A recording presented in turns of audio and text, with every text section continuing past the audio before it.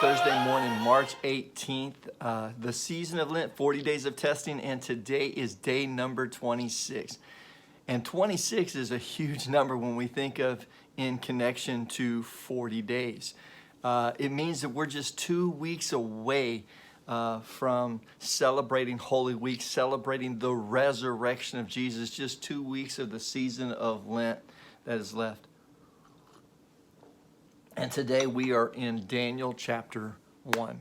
In Daniel chapter 1, we see that King Nebuchadnezzar has taken captive these young men from around the world, but from Jerusalem particularly. It says that verse 5, starting with verse 5, it says that the king appointed for them a daily ration from the king's choice food and from the wine which he drank, and appointed that they should be educated for 3 years, and at the end of which they were to enter the king's personal service. Now among them, from the sons of Judah, were Daniel, Hananiah, Mishael, Azariah. Then the commander of the officials assigned new names to them. And to Daniel he assigned the name Belteshazzar.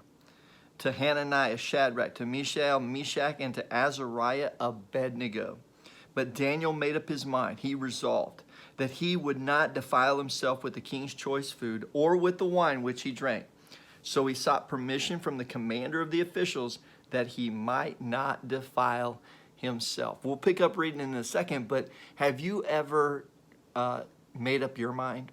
Have you ever determined, resolved not to do something, or resolved to do something?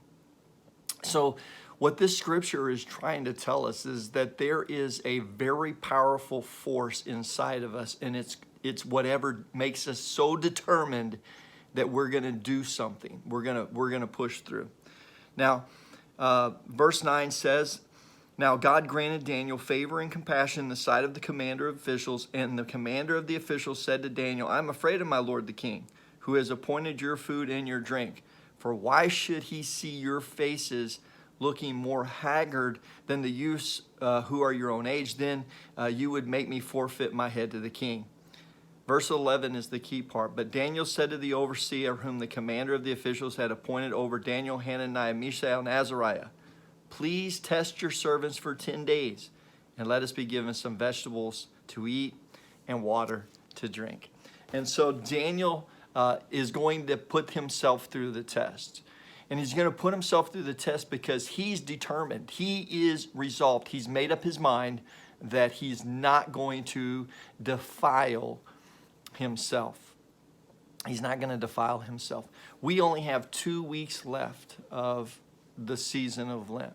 How determined are you to finish strong? Maybe you've fluttered along the way. Maybe you've stumbled. Maybe you've tripped up a couple of times. The outside forces are great. The temptations, maybe the peer pressures, maybe the withdrawals that you have had. Those kind of things are urging you to give in. But we're just 2 weeks away. So make up your mind, determine yourself, resolve yourself to finish the race. In Luke chapter 9, verse 51, Jesus realizes something. Jesus realizes that it's almost his time. So it says, when the days were approaching for his ascension, his ascension is 40 days after his resurrection. But it says, when the days were approaching for his ascension, he was determined. He resolutely set out to go to Jerusalem. That's where he was going to die. That's where Easter was going to happen. That's where Resurrection Sunday was going to take place. So he resolved, he determined, he made up his mind. He was not turning back. He was going to finish the task. So you have been for 2 weeks, or for 4 weeks now, we've been pushing along. And I don't know how you've done, whether you've been strong or whether you've crumbled a little bit, but today's the day. Resolute. Make up your mind.